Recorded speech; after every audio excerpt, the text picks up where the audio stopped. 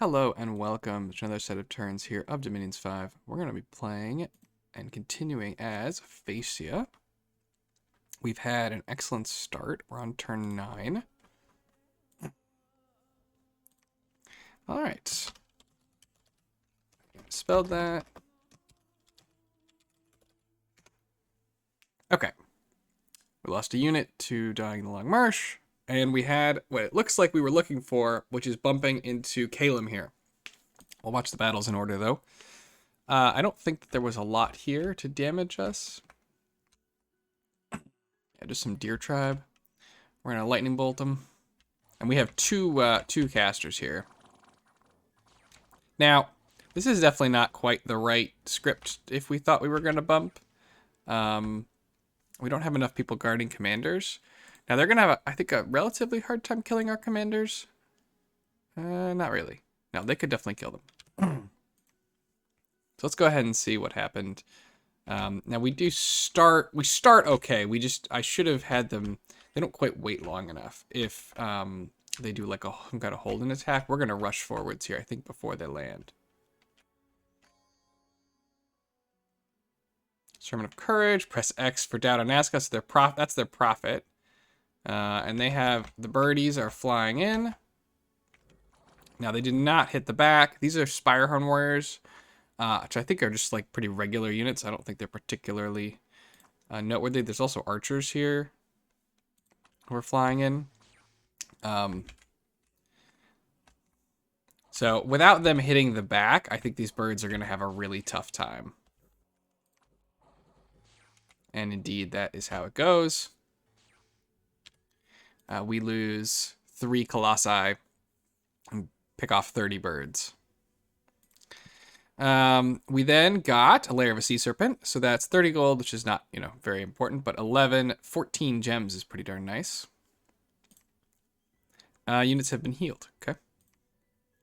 Now Whitewater. Yeah, classic misfortune 2, find a sea serpent lair. You know how it goes. Okay. So we're going to take our group here and move and take this out. And then we're going to move and take this. So that should end up finishing our basic expansion. Like I said before, anything else we want to do is going to really piss people off in terms of neutral or independent provinces that are still left. We could ignore this and try and go after this throne, but I'd really like to ping it first, right? Like if there's some wizards here, we could lose a lot of units. And this does represent a significant portion of our sort of active forces. So we want to be a little careful there. Instead, we're just going to go try and get this. This is almost 10,000. That's pretty good for early game. This will probably be, compared to this, there's only 5. This will probably be our southern fort. So then we've got our western fort, northern fort, and here is our eastern fort. In terms of recruitment, we're still going for Prince Consorts, and then lots of Colossi. Light infantry. Pretty soon we should switch to Colossi heavy infantry. They're just a little bit stronger. We'll get a lot fewer of them, but we'll have a bunch of forts up, so we'll be able to better spend our gold, even if we're not better spending our resources. We did get an Air 4 guy right off the bat, which is really nice. I mean, you're not like super unlikely to get them. I think it's like 1 out of 4 or something.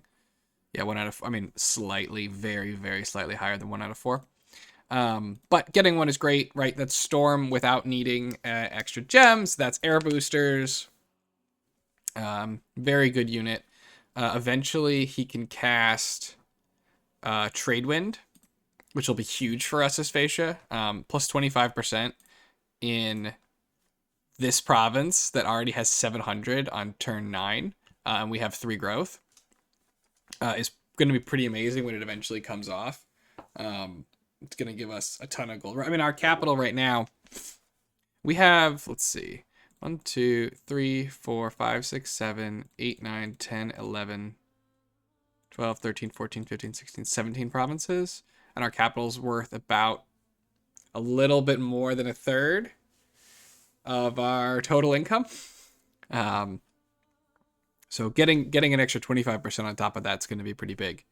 It'll be the most efficient air gems I've ever spent, if we can get there. We did put that spell to good effect, I think, in the Baratos game too, so I am familiar with it. Yeah, so we've got forts going up, or palisades, I suppose. We have 3 palisades going up. We've already got a temple here, and we're going to get a lab. And then we'll move our hero down to do similar work elsewhere. Got our prophet trying to spread out some more dominion. I mean, we're going to be able to start probably next turn another fort, another palisade. We just have a ton of money. Our income is 1,800, and our expenses, our upkeep is 200. We're recruiting a cap-only mage, so he's every other turn. He's expensive every other turn, but he's every other turn. Once we get these forts online, we'll be able to start using up a lot more money, but we're currently just super wealthy. Nobody who we're trying to recruit right now. We're going to keep moving the horses. Unfortunately, they can't quite make it. Here, we could try and go through Nazca, but we're not going to do that. I would like to get our forts up where possible before we start fighting. It gives us a secure point to rally to in the event of losses. It gives us an easy point to reinforce. I also don't want them taking it from us before we finish. So we don't have naps with anybody. So I don't want somebody to like say, oh, you know, they're attacking me. Everybody else go get them. Again, we've got a moat. So that's more difficult and less likely, but still wanted to avoid it if possible. Besides that, though, we're going to move our first guy out. He's going to start site searching for us. We're otherwise researching. We're going up to Conjuration 3 and then Thaum 1. From there, we can look at Conjuration 5 for big elementals. Alteration, if we go up to 4, we get Wind Guide.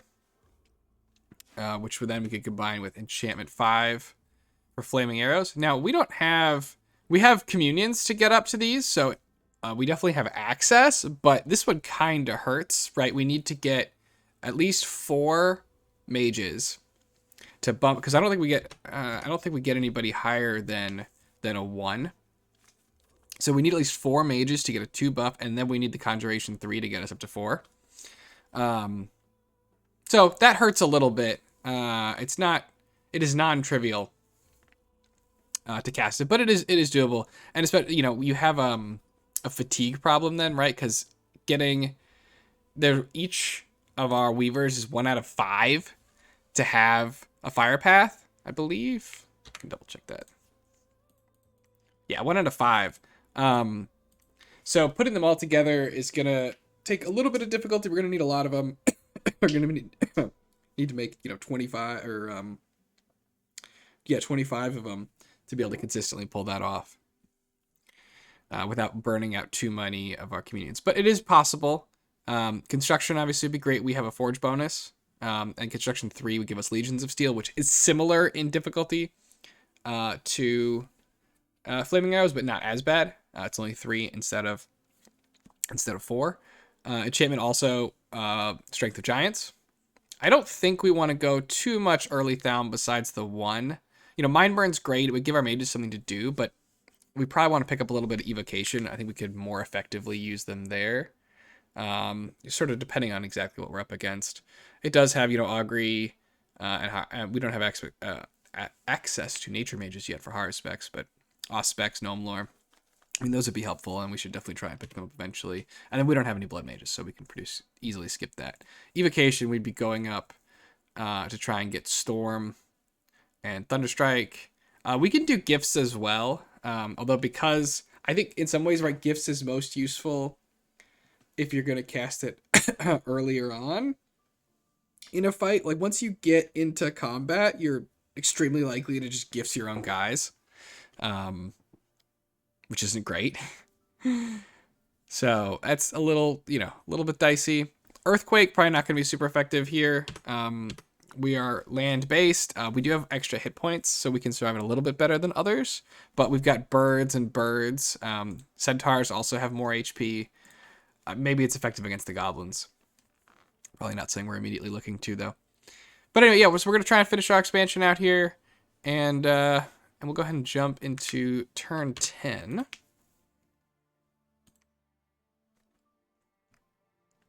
Turn 10. Okay. We found an Isle of Ice. That's +3 water gems, which is huge. That buffs our water income from 2 to 5. That's going to be really nice. It definitely means that we're going to be able to cast as many Voice of Tiamets as we want once we eventually get that underway. Another good reason to go to Conjuration 5 is we have access to a lot of water provinces. But let's go ahead and check out our battles. So again, we've got a pretty substantial fight. I think that it would have been reasonable. I wasn't really thinking super clearly. I could have sent one of these guys home and we could have researched. We didn't need 2 of them. So we probably lost like 13 points of research here. But with 2 of them, we probably helped minimize losses like a little bit. But anyway, we're able to take this pretty easily. We lost 2 guys. And then underwater, we have, of course, the shipwreckers doing shipwrecker things. And they're going to go ahead and just annihilate enemies. 1 loss. They're getting a little beat up, right? They're down to half strength, a little bit over half original strength. Another layer of a sea serpent. So that's another 15 gems. Misfortune to everybody. Don't worry, it'll get us later. We lost 1,700 people. And we got half of them back. And we finished our first palisade. Now, I don't know if anybody spotted it yet, but there's something even more important which has happened this turn. Boom. Steel ovens. Again. Not again. I guess we had the other one, I think, in the Baratos game, but another construction bonus. So we're gonna get this. We need to get this fort going as soon as we can. Keep this under wraps before anybody else gets a chance to spot it. Huge benefit. We can really use the resources too. But a construction bonus, we already have access to a forge bonus. Now, this is something I learned later in the game. And I don't quite understand how it works. But what I would have thought is that you have a 20% bonus. So 5 gem items cost 4. And then you have a fixed forge bonus 3 when you have access to 1 from here and then 2 from a hammer. And so that seems to me like it should cost 1 gem. But it doesn't. Things cost 2 gems. Or 5 gem items cost 2 gems. And I guess the forge bonus must go into effect first. So you get, it goes down from 5 to 2 and then 20% doesn't round up. Is what I'm imagining is the case. So it's not quite as good as I originally thought it was. And I don't fully understand the game's math on why it is that way, but it is. And that's not gonna it's not gonna change for this game. We put more PD in here than we did in anything else. Probably should have put more in, to be honest. So yeah, tremendously helpful. I'm not really sure you could ask for a better Phaeacia start, right? I mean, we've got an island with no water nations near us. We got the shipwreckers on turn 1. We got our 1% chance hero with our misfortune 2. We've got a steel ovens. It's hard to ask for too much more. So when we inevitably squander it, it'll be a shame. But for the record, I am farther in the game and I have not squandered it yet. I'm recording this before the game is finished. So I'm sure the squandering is coming. So from here, we've now finished expansion, turn 10. Final count is 1, 2, 3, 4, 5, 6, 7, 8, 9, 10, 11, 12, 13, 14, 15, 16, 17, 18, 19. 19 provinces on a map nuke map on turn 10. So our options, tremendous expansion. Thank you, shipwreckers. Our options from here are to go to war with someone, or take thrones. So we are currently in coordination with Phalegra to attack Nazca. I think we're planning on doing it in like 2 or 3 turns. I think that so we're going to do that. We're also going to send these mercenaries, and then we're going to hire additional, or we're rebidding the shipbreakers. So we're gonna send them, I think, here. But I think the plan is to eventually. I think I messed it up this turn. I didn't expect them all to get bought out, but we're gonna try and get additional forces here to take this throne while we're sort of looking at this. I think though that if I was more on the ball, what we should have done is recruited a commander here like some turns ago, pinged this throne so we would know exactly what's in it. And then if it's small enough, send this, right, then we would have sent, like I said, we could have sent this guy back home last turn. And then we could have taken this whole army plus this army and taken this throne. And it would have slowed us down one turn in getting involved in a conflict with Nazca. I think that would have been really effective. We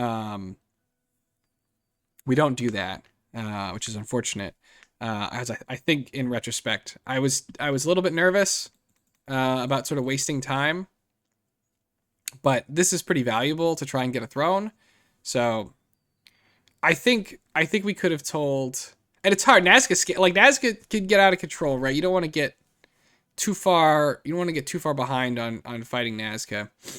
But I wonder if I couldn't have delayed a turn or two, right? Take this, sail here, take this. Again, we have to ping these first to figure out what's in them, but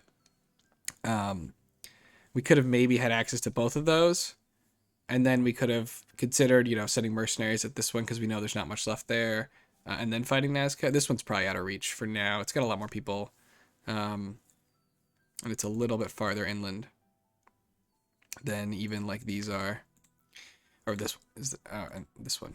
I guess these two are the same, but.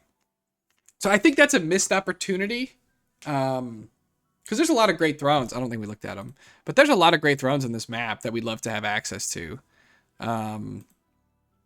Bureaucracy can be fine, because I think we have turmoil, or no, we're just neutral. So bureaucracy, right, is a full scale. Whoops, this one.